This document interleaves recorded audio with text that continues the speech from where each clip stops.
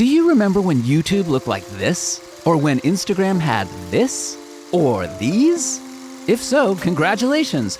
You were among the very few users actually present before these platforms went super mainstream. But regardless of whether you were there or not, buckle up, because today we're diving into the humble beginnings of social media royalty. When YouTube launched in 2005, it wasn't the polished, ad-filled platform we know today. It was raw, unpredictable, and a little weird. Back then, it felt like the digital equivalent of the Wild West, a place where creativity roamed free and the only rule was, there are no rules, except for explicit content, of course. The early days, 2005 to 2007. It was a space for everyday creators to share anything they wanted, from cats falling off chairs to poorly lit vlogs shot on flip phones, hence the slogan, broadcast yourself. In the past, it let you rate videos like a Netflix show. Ratings were anything but neutral, either this is the best thing I've ever seen, or delete your channel, you monster! Videos were also capped out at 10 minutes, forcing creators to be concise, or ramble until the timer ran out. By 2007, Charlie bit my finger became one of the earliest examples of how YouTube could turn something simple into a global phenomenon.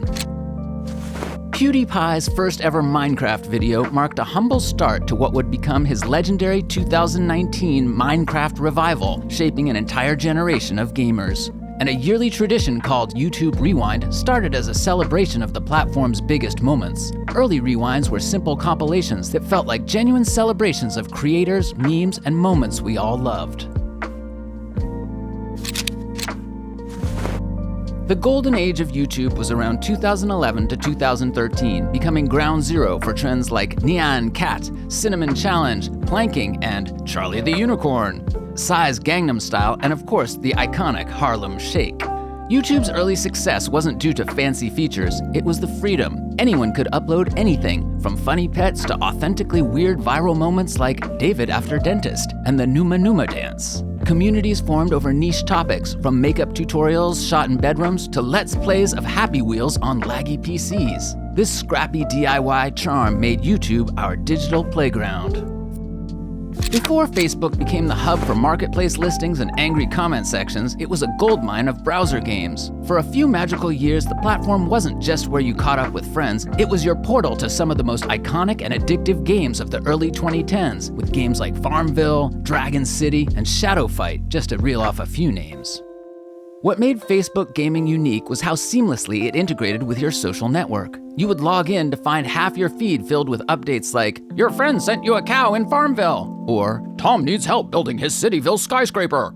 The games thrived on social interaction. Need more energy? Ask your friends. Want to level up faster? Share a request post to your wall. Unlike traditional gaming, Facebook games weren't intimidating. They welcomed anyone, from the hardcore gamer to your grandmother, and even your cat. What made the old Facebook era so special was how it blended casual gameplay with social interaction. These games weren't just time wasters, they were a way to connect. The collaborative mechanics, daily rewards, and competitive leaderboards kept you coming back for more. As mobile gaming took off, many Facebook apps transitioned to apps, while others faded away entirely. But for a few glorious years, Facebook was more than a social media site, it was the epicenter of casual gaming culture. Instagram, on the other hand, had a different story. Before it became the influence marketing machine it is today, it was a simpler, more nostalgic platform. The original selling point of Instagram was its filters. X Pro 2, Valencia, Early Bird, these were aesthetic statements. Everything looked better with a warm vintage glow, even your burnt toast from breakfast. It was just a photo sharing app, plain and simple. Posts were chronological, captions were straightforward, and hashtags were the only way to go viral. Every picture had to fit in a neat little square, forcing you to crop your best moments awkwardly. It was less polished back then, a place where everyone shared everything. If you weren't sharing your latte art or your avocado toast with toaster filter slapped on, were you even using Instagram? Back in the day, people flexed with this hashtag to prove they didn't need Instagram's filter to look good. Spoiler alert, most of them were lying. And its early growth was fueled by this unofficial rule: I follow you, you follow me back. A simpler time before bots ruined it all. The platform practically invented the tradition of posting old photos weekly, making nostalgia a social media trend. Grumpy Cat, Doug the Pug, and Lil Bub turned Instagram into a haven for furry influencers. It was also ground zero for the rise of selfie culture. Instagram succeeded because it was all about you. It turned everyday moments, whether it was a blurry night out with friends or a random photo of your dog, into shareable art. It didn't need professional cameras or fancy tools, it just needed your phone and a touch of creativity. As Instagram grew, it transformed to the land of influencers, brand deals, and aesthetically curated feeds. But for those who remember its early days, it will always be the place where posting a picture of your half-eaten sandwich was considered content. Before it dominated the internet, there were two platforms that walked so TikTok could run: Vine and Musical.ly. They were wildly different in style, but each left its mark on internet culture and paved the way for the short-form video empire we know today. Vine was an era.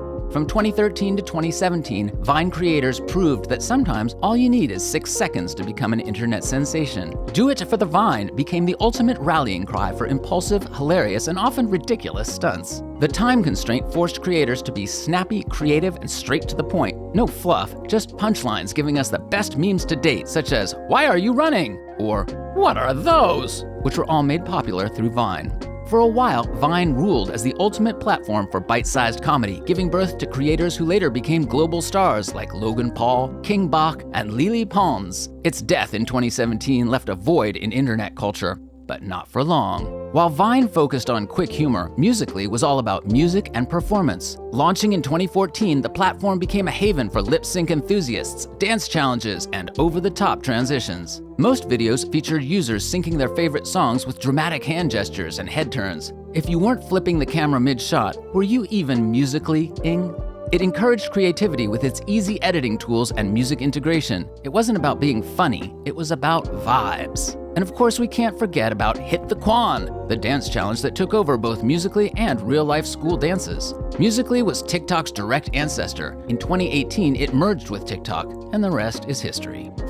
Back in the day, social media wasn't about algorithms deciding what we saw or influencers selling us what we'd buy. It was about us, our ideas, our awkward selfies, our unpolished humor. Every platform started as an experiment. YouTube gave us a stage, Facebook gave us a playground, Vine gave us punchlines, and Instagram turned our daily lives into galleries. They were the places where we laughed, connected, and created culture. And maybe that's the secret behind why these memories hit so hard. The trends might change, the platforms might evolve, but that raw, unfiltered energy, that's where it all began.